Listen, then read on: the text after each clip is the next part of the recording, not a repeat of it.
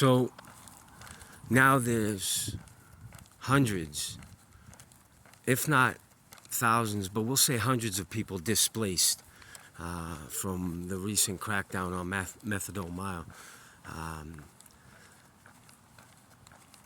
There's a lot of people who don't know what to do, and jail's gonna be the option. It's like the police have switched their demeanor. Now they treat people like pieces of shit, where they used to almost be accepting because they were forced to, but now it shows how much they've been waiting to just lock people up.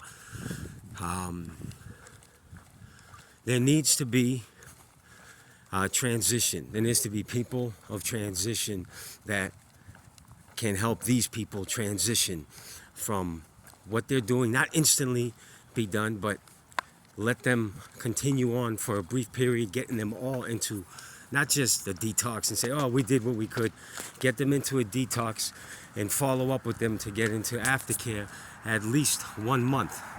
I have the best detox for it, and I have, thank you, and I have the best aftercare place for it.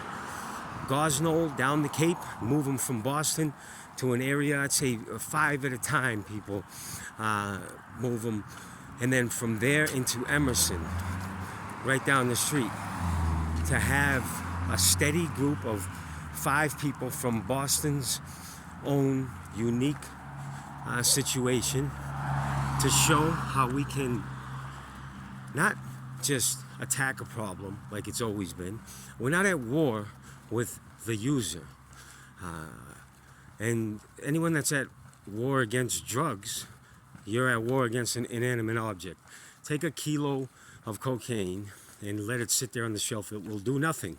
You can in fact use it as something to prop open a door, use it for a step, but on its own it will do nothing. So we're at a war, in a war supposedly, against something that can do nothing on its own. I don't know, and we're losing. Interesting. So, new tactic that will yield results. Of the 5 that go, if done correctly, I'm shooting for a 100% success ratio, but I'm leaving the possibility that there's 1 of each group of 5 that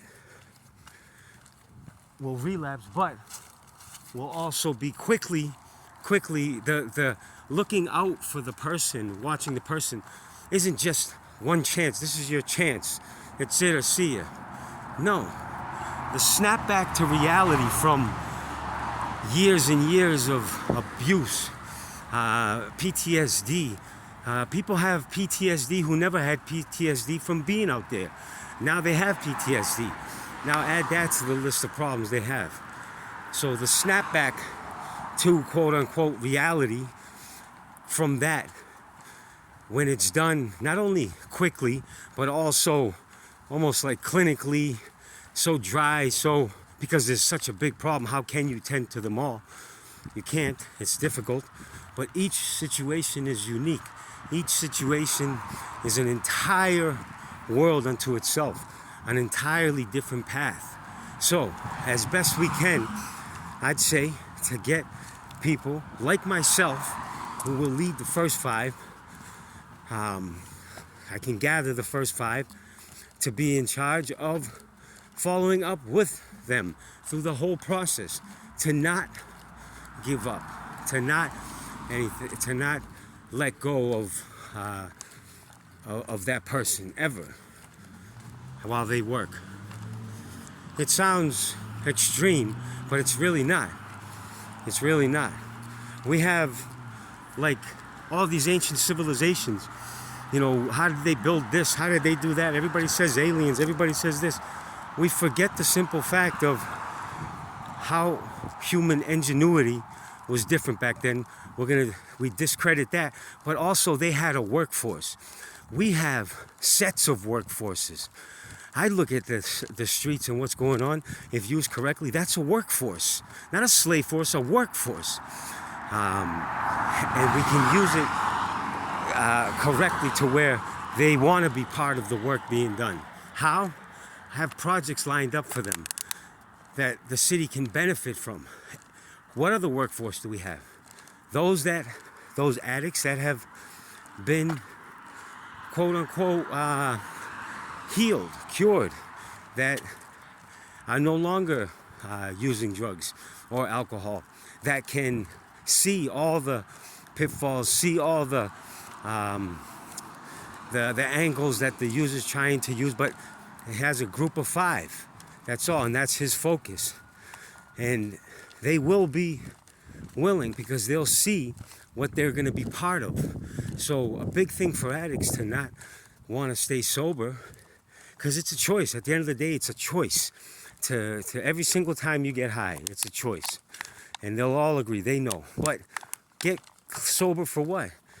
A lot of people ruin their lives, lost their lives, lost their families, loved ones, have nothing, don't care, don't anything. They feel like there's nothing to go back to. Give them something. Well, a lot of them really don't have anything to go back to. Some do and don't realize that those things can be mended or moved on from. So give them something that they can definitely look forward to, that they'll want to stay sober for. They'll want to work at it. They're part of a group. They're getting results. They're seeing how their life can turn around if they put the work in. And there's light at the end of the tunnel. Not just get sober to what? To go back on the street to the same everything, around the same people.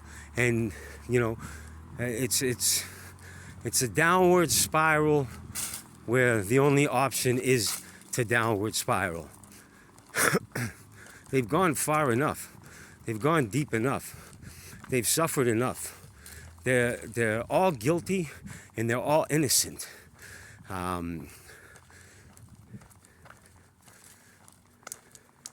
Like everybody else. How long have we let this go on for? Just that methadone mile. Forget about methadone mile. Before, just the drug problem in general. Obviously, pockets like methadone mile are gonna sprout up. And then you have, you know, for so long, a certain acceptance, a certain non-involvement by law enforcement, an allowance. Now, from what I'm seeing and what I'm being told, is the police treat the addicts like garbage. Everybody says they hate us. They've been, you know, biting their lips, holding their tongues for the past, 6-7 years. They've been waiting for the chance to, you know, go out there and do what they feel is the right thing to do. Just lock people up, which anybody who knows anything, this is actually something that is proven to not work. But it feels like it gives certain people this gratification, this feeling of satisfaction, and it gives the false sense of problem solved to the community, where they don't see it anymore, so they think it's better than it was. No, it's more spread out. Now the alleys become the alleys they used to be. Places where, you know, bad things happen. Places where people get raped. Places where people get beat up and robbed, killed. Yeah, you can tell me all that stuff happened down the mile, but there was something about safety in numbers that rang true. And I would say overall, the violent crime rate in that area and all the bad crimes, much less than the average amongst users in situations like that. But if they want to solve the problem, if they want to work on the problem correctly, then these are the methods, and methods like this.